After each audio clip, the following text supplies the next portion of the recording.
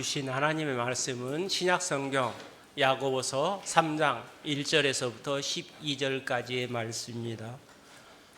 성경 373면에 있는 야고보서 3장 1절에서부터 12절까지의 말씀입니다.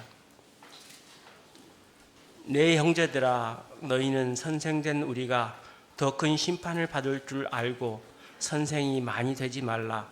우리가 다 실수가 많으니 만일 말에 실수가 없는 자라면 곧 온전한 사람이라 능히 온 몸도 굴레에 씌우리라. 우리가 말들의 입에 재갈을 물리는 것은 우리에게 순종하게 하려고 그 온 몸을 제어하는 것이라. 또 배를 보라. 그렇게 크고 광풍에 밀려가는 것들을 지극히 작은 키로서 사공의 뜻대로 운행하나니 이와 같이 혀도 작은 지체로 돼 큰 것을 자랑하도다. 보라, 얼마나 작은 불이 얼마나 많은 나무를 태우는가. 혀는 곧 불이요 불의 세계라. 혀는 우리 지체 중에서 온 몸을 더럽게 하고 삶의 수레바퀴를 불사르나니 그 사르는 것이 지옥 불에서 나느니라. 여러 종류의 짐승과 새와 벌레와 바다의 생물은 다 사람이 길들일 수 있고 길들여 왔거니와 혀는 능히 길들일 사람이 없나니 쉬지 아니하는 악이요 죽이는 독이 가득한 것이라. 이것으로 우리가 주 아버지를 찬송하고 또 이것으로 하나님의 형상대로 지음을 받은 사람을 저주하나니 한 입에서 찬송과 저주가 나오는도다. 내 형제들아, 이것이 마땅하지 아니하니라. 샘이 한 구멍으로 어찌 단물과 쓴물을 내겠느냐. 내 형제들아, 어찌 무화과 나무가 감람 열매를 포도나무가 무화과를 맺겠느냐. 이와 같이 짠 물이 단물을 내지 못하느니라. 아멘. 오늘은 아동부 청소년부랑 함께 예배드리는데요. 1부 예배 끝나고 수민이가 나가면서 저에게 그런 이야기를 했습니다. 하품 5번 했습니다. 근데 또 2부에 앉아 있어요.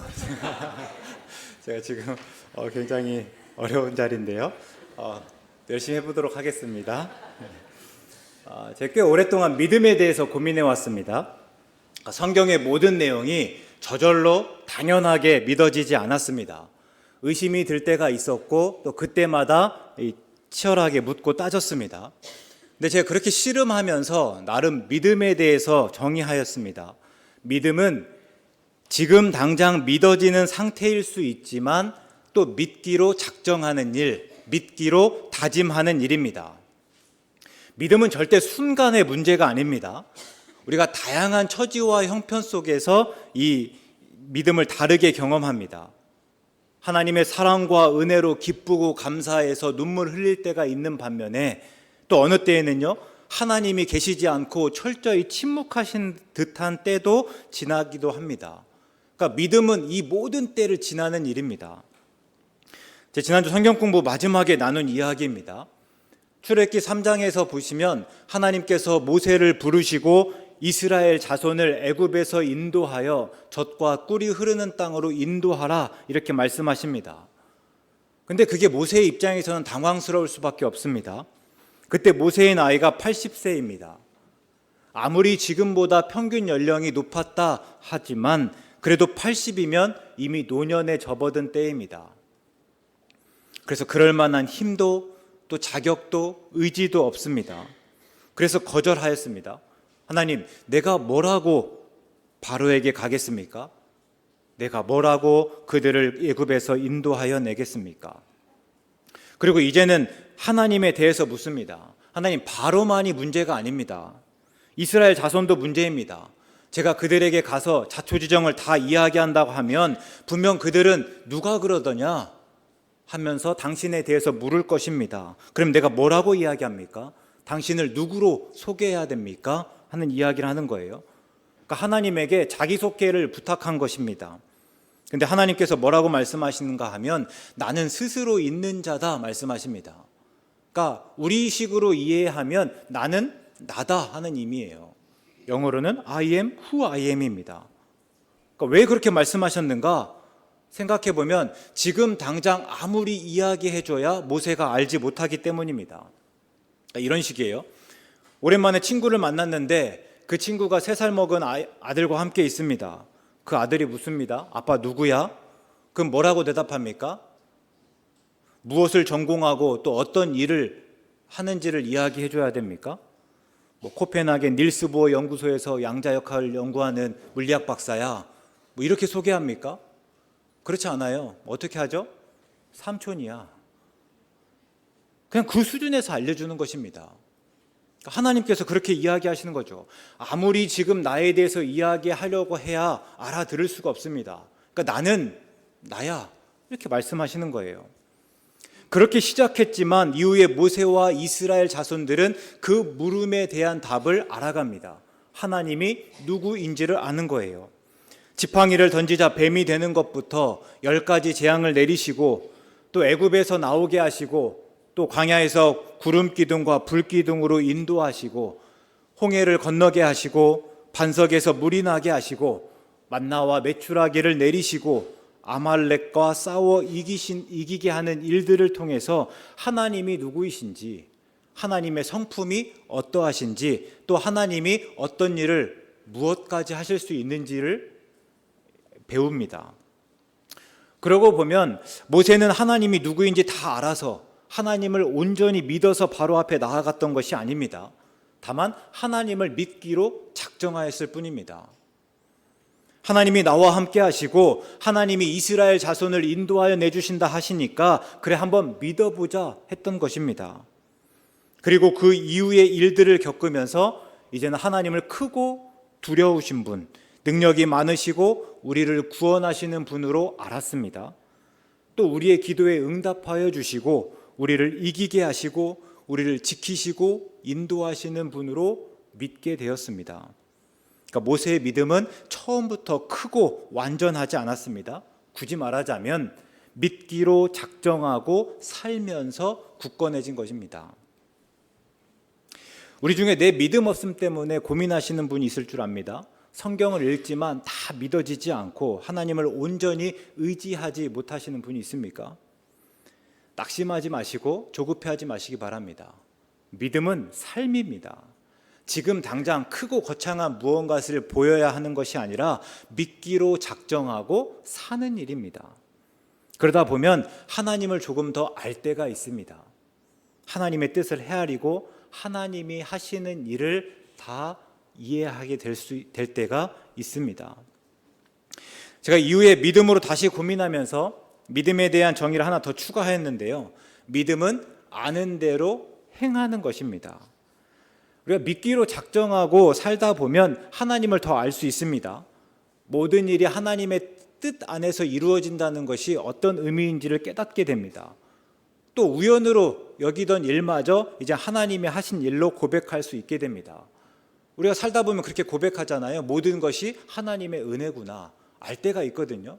그런 것처럼 믿음을 가지고 살다 보면 자연스럽게 알아질 때가 있습니다. 그러나 믿음은 하나님이 어떤 분이라는 것을 아는 것으로 끝나지 않습니다. 아는 대로 행하여야 합니다. 그러니까 하나님을 나의 왕으로 알았다면, 하나님을 나의 왕으로 고백한다면 그때부터는 하나님을 나의 왕으로 섬겨야 합니다. 그러니까 시내산에서 이스라엘 백성이 하나님과 계약을 맺었습니다. 그 내용이 무엇인가 하면요, 하나님을 우리의 왕으로 삼겠습니다. 그리고 우리는 이제 하나님의 백성이 되겠습니다 하는 내용이에요. 근데 하나님이 그래라 끝나지 않습니다. 그래? 그러고 나서 하나님께서 주시는 게 있는데요, 바로 율법입니다. 너희가 나를 너희의 왕으로 삼는다면, 너희가 내 백성이라고 한다면 너희는 이러한 법을 지키며 살아야 한다 하는 의미예요. 또 우리가 하나님을 의로우신 재판관으로, 의인을 사랑하시고 악인을 미워하시는 분으로 안다면 이제는 우리가 의인이 누구인지, 어떻게 해야 의인이 되는지를 따져서 의인이 되어야 합니다. 하나님은 사랑이고 하나님의 사랑이 무엇인지 안다면 그냥 그것으로 끝나고 감사합니다 하는 것이 아니라 이제는 그 사랑에 반응하며 살 수 있어야 됩니다. 나도 하나님을 사랑하고 또 그 하나님의 말씀대로 이웃을 사랑할 수 있어야 되는 거죠. 이게 요한의 가르침입니다. 요한일서 4장 8절에서 보면요, 사랑하지 아니하는 자는 하나님을 알지 못하나니 이는 하나님은 사랑이심이라 말하고 있습니다. 단순히 하나님은 사랑이다, 하나님은 내게 사랑을 베푸셨다라는 것을 아는 것이 하나님을 아는 것이 아니라 내가 그 하나님이 사랑이심을 알기 때문에 나도 하나님을 사랑하고 이웃을 사랑하는 것, 이것이 바로 하나님을 아는 일이다 하는 거죠. 하나님은 사랑이라고 하면서 사랑하지 않는다? 그것은 말도 안 된다. 오히려 그건 하나님을 모르는 것이다 하는 이야기입니다.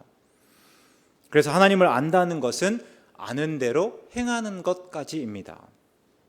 이것이 본문까지 이어지는 야고보서의 주제입니다. 야고보는요, 믿는다고 하면서 행함이 없으면 그 믿음은 죽은 것이다 라고 말하였습니다. 그래서 하나님이 한 분이라고 믿는다면서 행함이 없는 사람을 꼬집으면서는요, 하나님이 한 분인 줄은 귀신도 잘 알고 믿고 떠든다 라고 말하기까지 했습니다. 그리고 본문은 그 연장선상에서 믿는다고 하면서 함부로 말하고 말에 주의하지 않는 태도에 대해서 일침을 가하고 있습니다. 야고보가 이렇게까지 이야기하는 거 보면 당시 야고보가 속한 교회의 성도들이 이 말 때문에 문제가 많았던 듯합니다.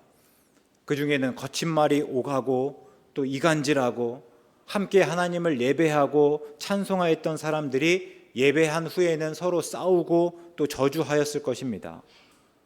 야고보는 그런 모습을 보면서 우리가 믿는다 하는 것은 이런 것이 아닙니다. 특별히 경건은 더더욱 그렇습니다. 이런 이야기들을 해나가죠. 그래서 1장 26절에서 이렇게 말합니다. 누구든지 스스로 경건하다 생각하며 자기 혀를 제갈 물리지 아니하고 자기 마음을 속이면 이 사람의 경건은 헛것이라 말하고 있습니다. 그리고 이제 여기에 대한 이야기를 1장 26절에 했었던 이야기들을 이제 3장에서 본격적으로 나누고 있습니다. 그래서 그 내용을 가만히 보면요, 말은 믿는 우리 삶에서 굉장히 중요한 위치를 차지한다 하는 것부터 시작합니다. 그래서 혀를 제어하면 우리와 우리의 삶을 완전히 제어할 수 있다라고 하는 거죠. 그리고 거기에 대해서 두 예로 이 제갈과 키를 이야기합니다. 먼저 말에게요. 이때 말은 타는 말입니다.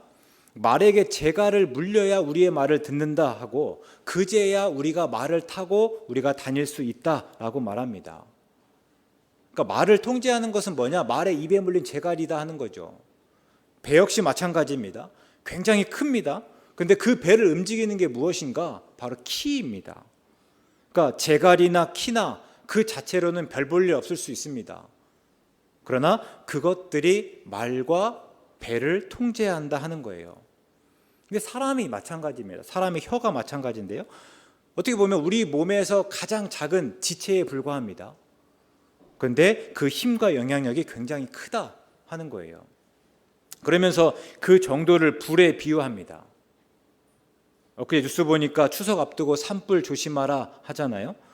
그러니까 성묘객을 비롯해서 산에 오른 사람이 많다 보면 불날 확률이 많습니다. 조심해야 됩니다 하는 이야기예요. 그런데 우리가 산불을 한번 생각해 보면요, 이 방화든 실화든 아니면 뭐 자연적 현상이든 그 시작은요, 작은 불꽃 때문에 시작합니다. 대부분의 이유들 담배꽁초 때문이라고 하잖아요. 담배꽁초 끝에 달려있는 작은 불꽃이 산 전체를 태웁니다. 뭐 뉴스에 보면 몇 날 며칠까지도 타기도 하고 그것 때문에 수많은 사람들이 피해하기도 하죠. 혀가 그렇다는 거예요. 정말 작은 것에 불과하지만 그 혀가 죄를 짓게 하고 우리의 삶을 송두리째 태워버릴 수 있다 하는 이야기입니다. 그래서 우리는 혀를 제어하고 혀를 통제할 수 있어야 된다 이야기하면서 그렇지 못하면 우리의 신앙은 들쑥날쑥할 수밖에 없습니다 이야기하고 있습니다. 또 이게 들쑥날쑥하다 무슨 말인가 하면요, 9절에서 보면 하나님을 찬송하고 또 그 하나님을 찬송하였지만 그 똑같은 혀로 하나님을 그대로 닮은 하나님의 형상인 사람을 저주한다 하는 거예요. 야고보는 이것을 죽이는 독이라고까지 말하면서 이것이 마땅하지 않다 이야기합니다. 출애굽기 2장에서 보면요, 히브리 사람끼리 서로 싸울 때에 모세가 말리면서 하는 이야기가 나타납니다. 근데 이 일을 나중에 사도행전에 보면 스데반이 인용하면서 이렇게 이야기합니다. 7장 26절인데요. 이튿날 이스라엘 사람끼리 싸울 때에 모세가 와서 화해시키려 하여 이르되 너희는 형제인데 어찌 서로 해치느냐 말합니다. 그러니까 형제라고 하면 서로가 보듬어주고 서로를 위할 수 있어야 되는데 형제라고 하면서 서로 싸우는 거예요. 그 모습을 보면서 모세가 당황한 겁니다. 이건 있을 수 없는 일이다. 말도 안 되는 이야기다 하는 이야기예요.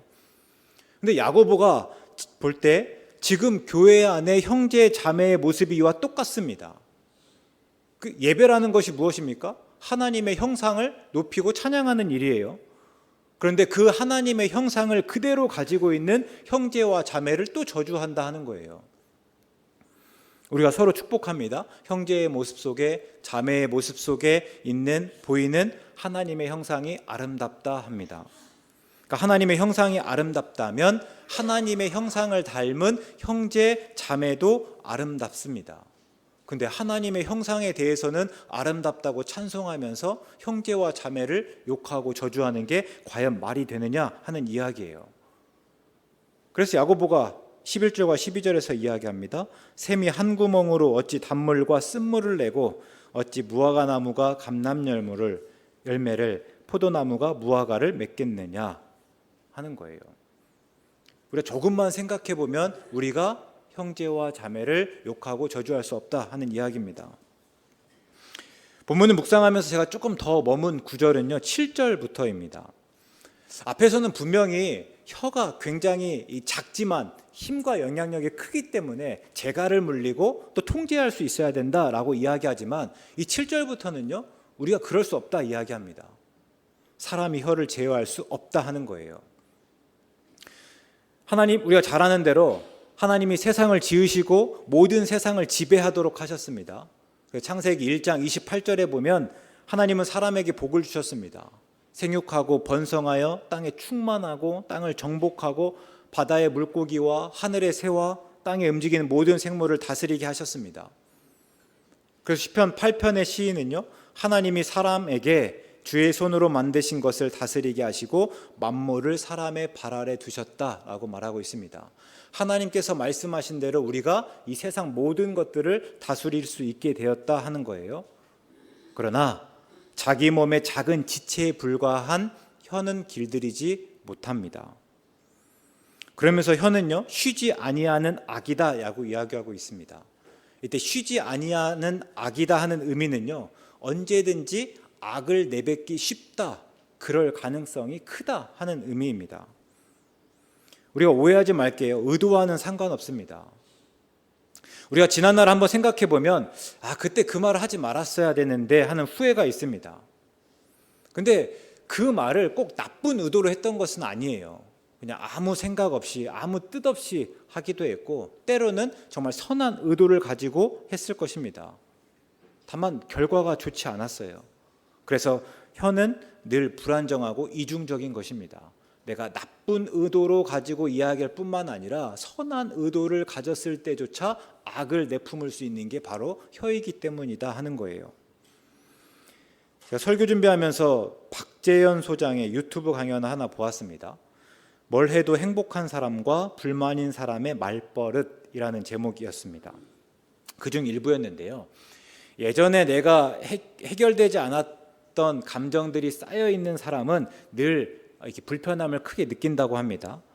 특별히 그런 사람들은 다른 사람들과 관계를 맺을 때에 다른 사람의 말을 꼬아듣거나 왜곡하기 쉽다라는 거예요. 그런 사람들에게는 신념이 있는데 두 가지만 소개하면 먼저는 불신입니다. 그러니까 아무도 믿을 수 없다 하는 겁니다. 근데 부모님의 이런 말이 영향을 미쳤을 거라 합니다. 세상에 믿을 사람 아무도 없다. 절대 누구도 믿지 마라. 세상에 공짜 없다. 이런 이야기들을 많이 듣고 자란 사람은 나중에 누군가가 호의를 베풀어야 꼬아들을 수밖에 없다 하는 거예요. 그러니까 감사하게 받는 것이 아니라 왜 나한테 잘해주지? 도대체 나한테 뭐를 얻어내려고 하는 거지? 자꾸 이런 식으로 이렇게 의심하면서 스스로 불편해하게 여긴다 하는 겁니다. 다음은 실패를 용납할 수 없다 하는 건데요. 또 부모가 또 그랬을 수 있습니다. 야, 잘하지 못할 거면 아예 시작을 하지 마. 그렇게 할 거면 하지 마. 과정이 어쨌든지 결과가 이 모양인데 이런 이야기들. 이렇게 듣고 난 자녀들은 그 다음에 실패에 대한 신념이 생겨서 실수할 수 있으니 하지 않는 게 낫다라고 생각할 수 있다는 거예요. 다른 사람과의 관계에서도 마찬가지인 거죠. 내가 어차피 이 사람과 관계 계속 가져봐야 언제든 깨질 수 있고 또 실수하고 어긋날 수 있으니 아예 그냥 좋은 관계를 자체를 시작하지 않을 수 있다 하는 겁니다. 그러니까 이런 사람들은 다른 사람이나 말이나 행동을 있는 그대로 받아들이지 못하니 늘 불만이 있을 수밖에 없고 불편하고 불안할 수밖에 없다 하는 이야기입니다. 근데 우리가 한번 생각해 보시면요, 부모가 말했을 때 자녀가 이런 신념을 가지고 그래서 다른 사람의 말이나 행동을 그대로 듣고 받아들이지 않기를 의도하였겠습니까? 자녀가 행복하지 않기를 바라면서 이런 이야기를 했겠습니까? 아니에요. 자녀를 위하여서고 어쨌거나 좋은 의도를 가지고 말하였는데 결과적으로는 해를 끼친 거예요. 결과적으로는 자녀에게 불편함을 느끼고 자녀가 좋은 관계를 맺지 못하게 하는 이른 거죠. 우리 성경에서도 이런 예가 나타납니다. 베드로 교원이 그럴 것입니다. 마태복음 16장에서 예수님이 갈릴리 사역을 이제 마치시고 예루살렘으로 가는 길이 시작되었을 것입니다. 그러면서 예수님께서 하셨던 말씀이 이제 내가 예루살렘에 올라가면 장로들과 대제사장들과 서기관들에게 많은 고난을 받고 죽고 또 제3일에 살아날 것을 이제 비로소 말씀하십니다.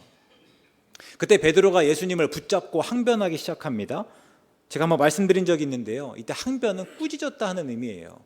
그러니까 예수님께서 그렇게 말씀하셨을 때 그런 예수님을 꾸짖으며 한 말이 무엇인가 하면 주여 그리 마옵소서 이 일이 결코 주께 미치지 아니하리이다. 그러니까 점잖게 번역했지만 앞에서 그 의미를 생각해서 다시 떠올려 보면요, 예수님 말도 안 되는 소리 하지 마세요. 그게 지금 말이라고 하십니까? 그런 게 어디 있습니까? 이런 이야기예요. 예수님이 그래서는 안 되고 또 어떻게든 그렇게 되지 않도록 막을 것입니다 하는 의미이기도 합니다.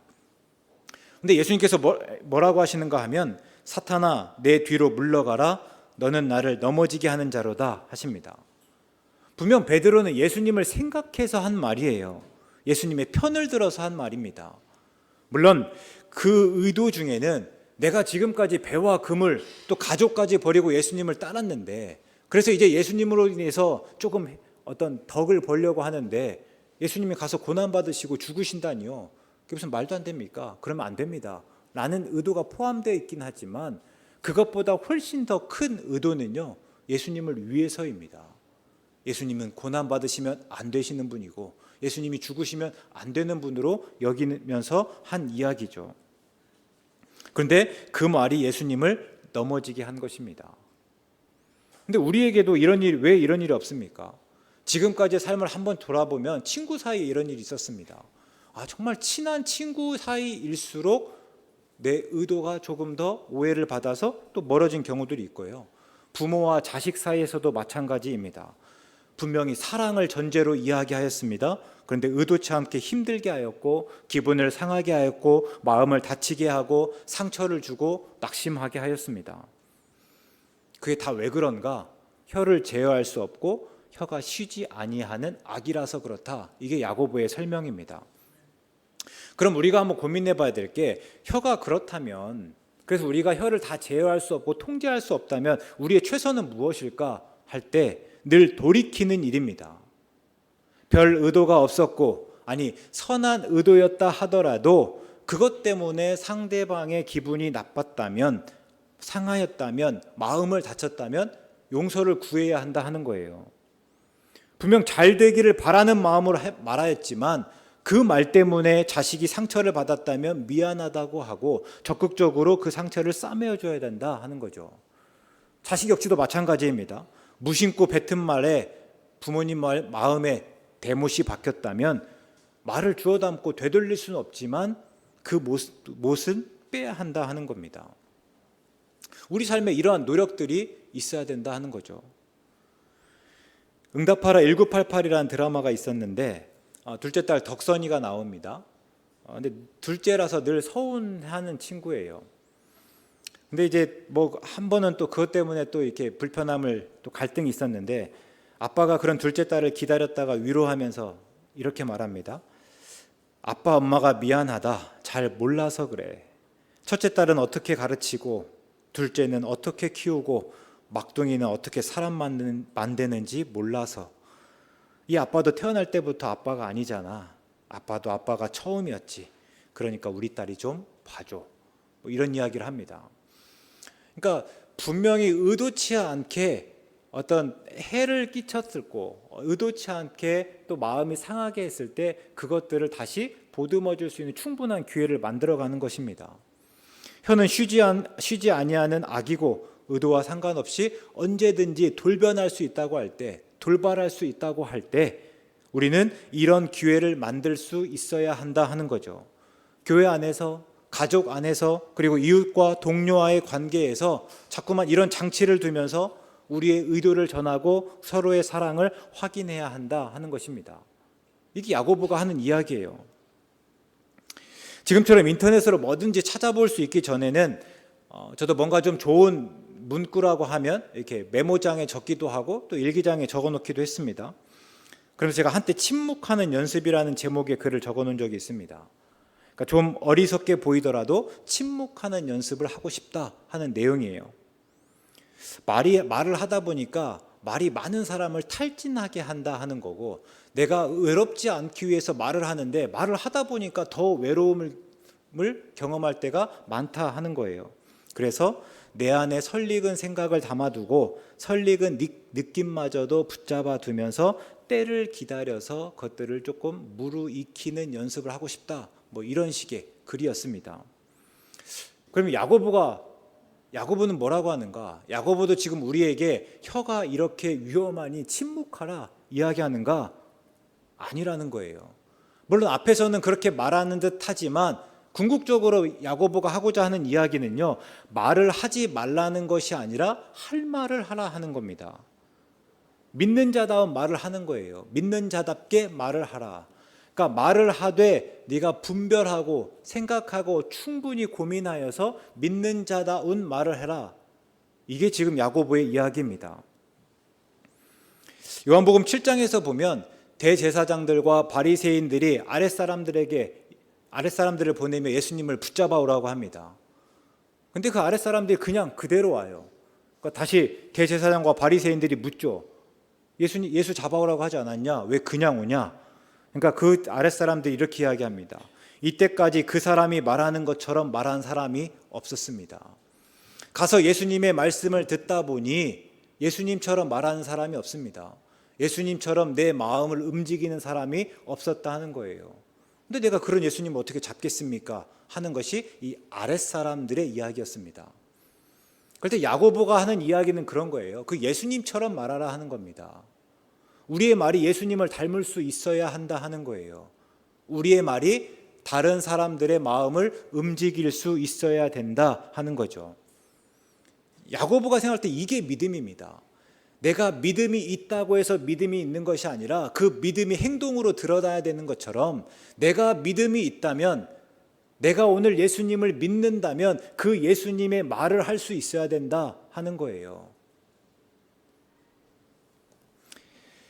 얼마 전 명절 스트레스에 관한 글을 읽었습니다. 명절을 앞두고 있고 또 대부분 또 어르신 분들이 많으니까 한번 나눠보면요, 명절 때마다 다 스트레스 받잖아요. 또 뭐 며느리들은 뭐 시댁에 가면서 스트레스를 받기도 하는데, 또 청소년, 뭐 청년 세대들도 스트레스를 받는다고 합니다.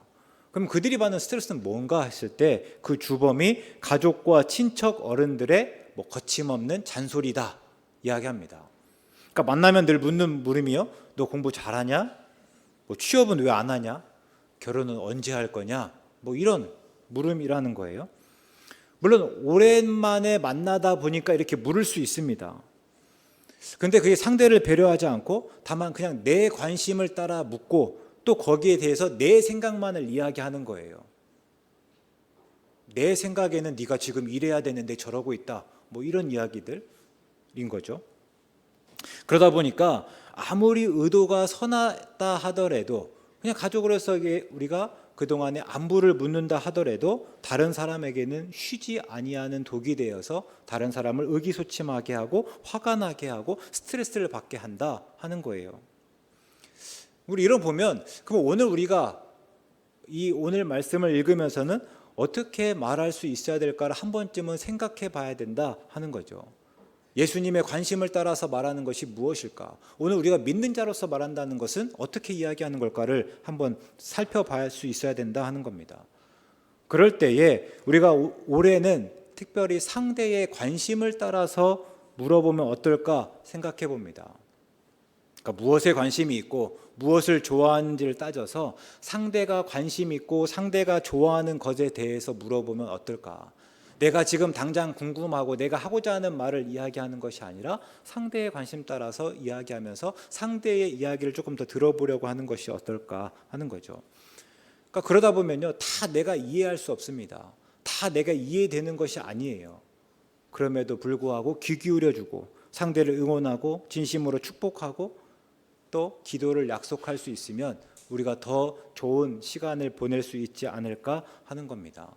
다르게 생각해 보면요, 우리가 종종 만날 때마다 믿음을 이야기하는데 단순히 믿음을 계속해서 강요해 나가는 것이 아니라 우리가 그렇게 우리 말 하나하나 신경 써가는 모습을 보이고 상대를 그렇게 더욱더 품어내려는 의지를 가지고 나아갈 때 그것이 믿음이 자연스럽게 드러나는 또 하나의 시도이지 않을까, 믿음을 자연스럽게 보여줄 수 있는 또 하나의 방법이 아닐까 생각해 보는 것입니다.